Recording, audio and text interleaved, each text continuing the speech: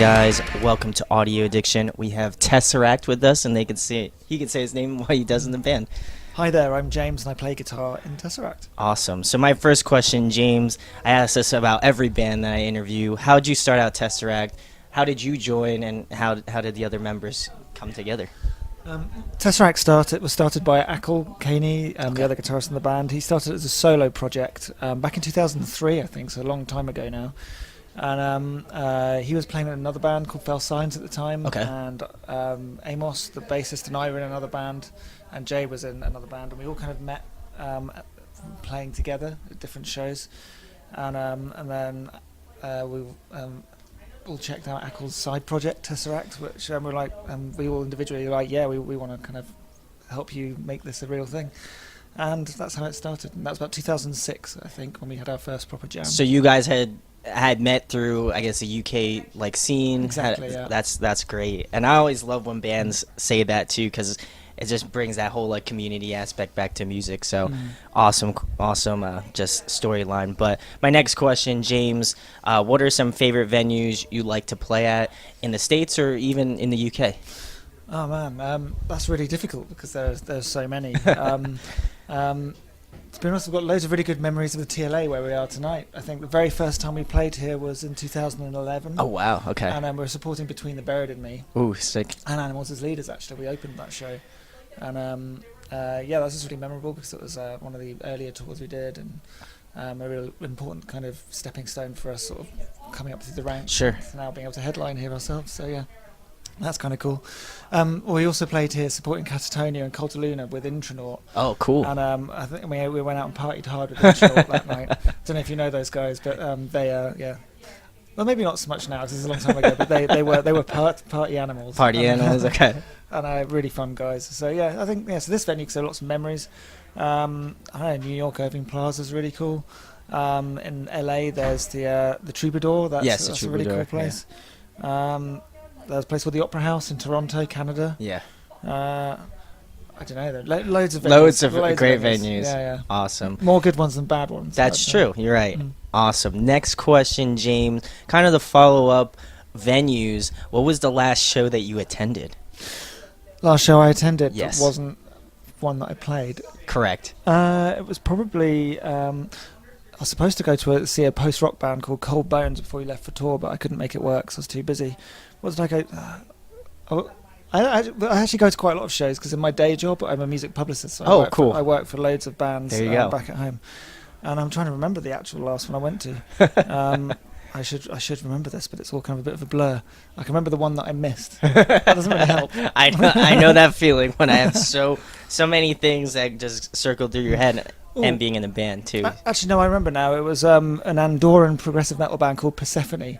Okay. And they're really cool. They're sort of technical, kind of death metal kind of stuff with lots of progressive sort of melody. So yeah. Awesome. That's a cool show. Awesome. Next question, James. Probably the most important question I'm going to ask in this interview. What are some of your musical influences? I guess it depends what period of my life. But I guess how about right now, like in this moment right now? Oh, I don't really know at the moment. I think my head's all over the place at the moment.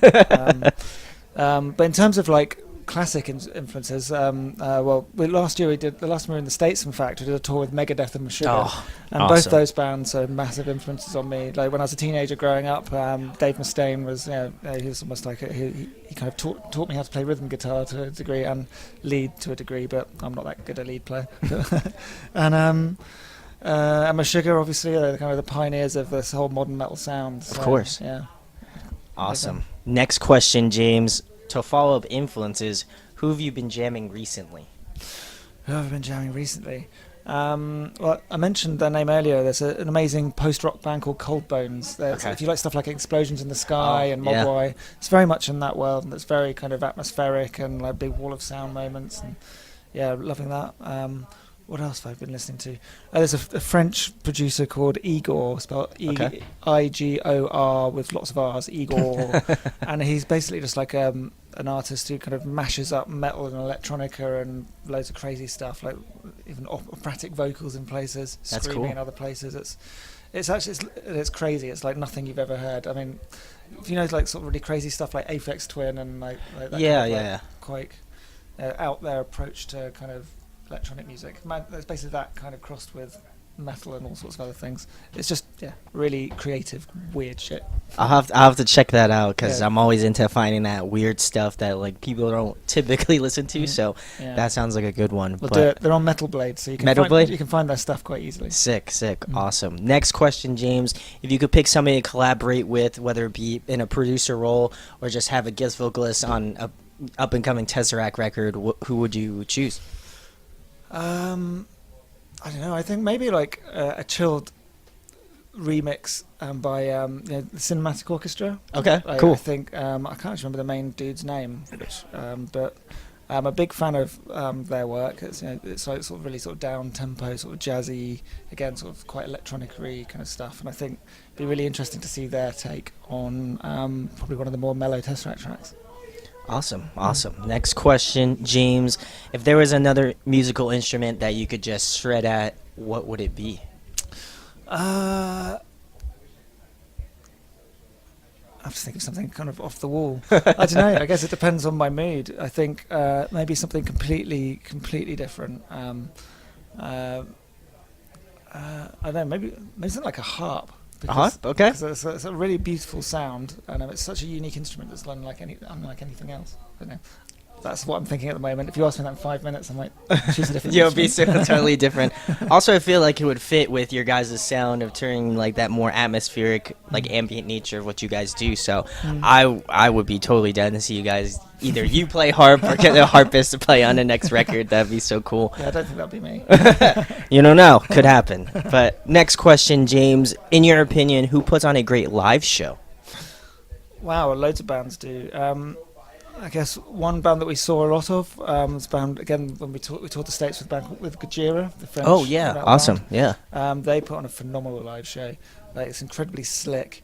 It sounds great. And they're just like a real well-oiled machine. And Meshuggah, again, like they're like one of the most impressive bands ever to have existed. Actually, a few years back I saw Muse. That was one of the most incredible live shows I've ever seen. Again, just so slick, and their performance is incredible.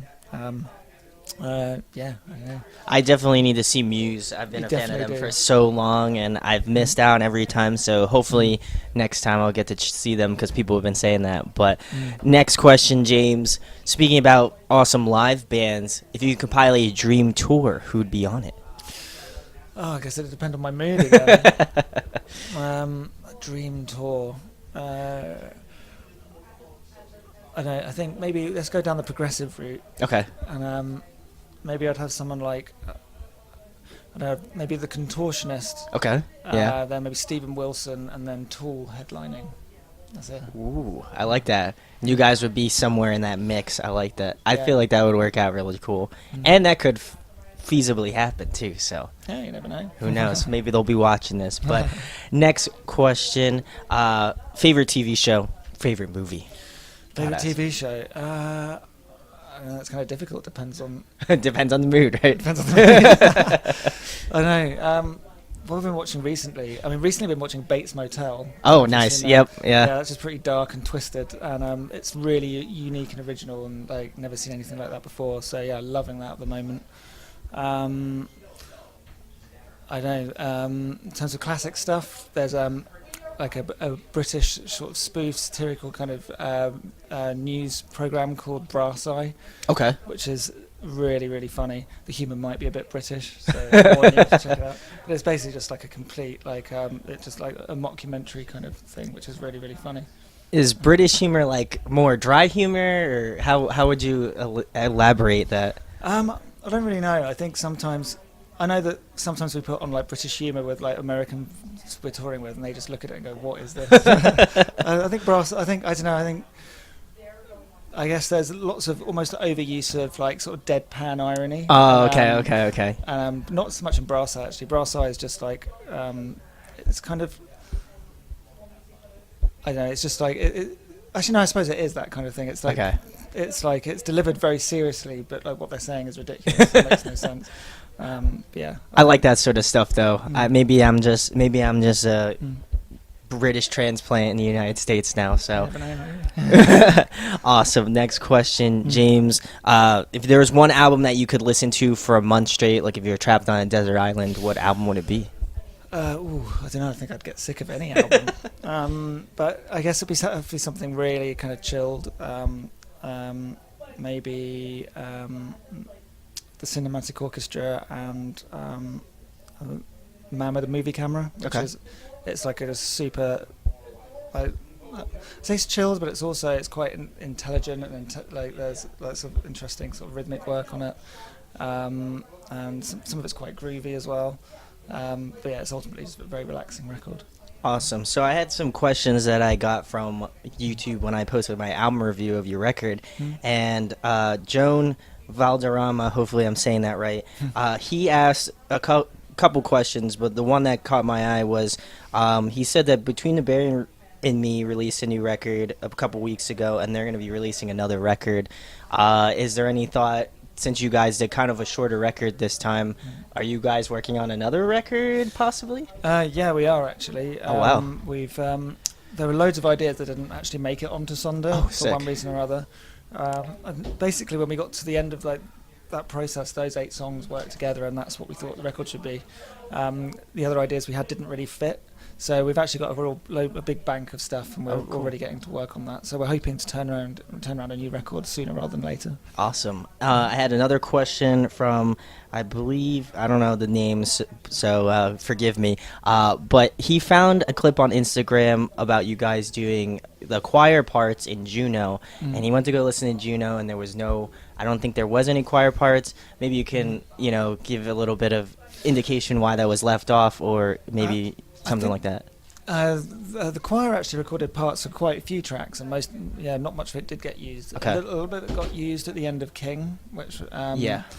I think that's the one bit that did stay in. And I think some of it was actually used as a texture in some of the other tracks, but you don't necessarily really hear the choir. But yeah, the choir's definitely there, but it's not like something in the forefront of the mix.